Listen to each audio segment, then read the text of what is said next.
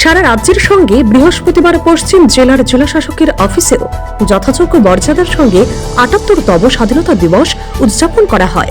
এদিন সকাল ৭টায় অফিসের সামনে জাতীয় পতাকা তোলেন বিধায়িকা মীনারানী সরকার। ত্রিপুরা পুলিশের তরফে সালামি জানানো হয়।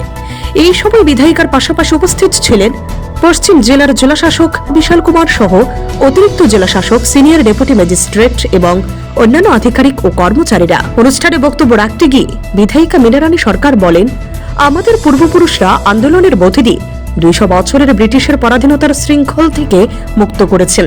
সেই সঙ্গে তিনি বলেন, বর্তমান সরকার মানুষের কল্যাণে অনেক কাজ করছে।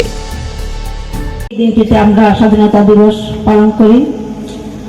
আমাদের ভারতবর্ষের বীর সন্তানরা যারা আমাদের দেশকে স্বাধীন করে দিয়ে গেছিলেন, তাদের রক্তের ফলে আজ আমরা স্বাধীনতা লাভ করছি।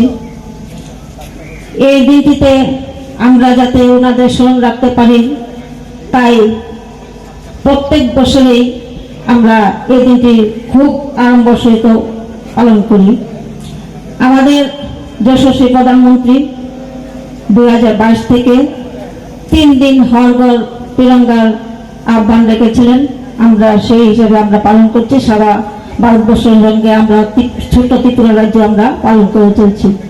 সেই সঙ্গে অনুষ্ঠানে স্থানীয় শিল্পীরা সঙ্গীত ও নৃত্য পরিবেশন করেন। Bureau report, CNE TV. CNE TV, channel for news and entertainment.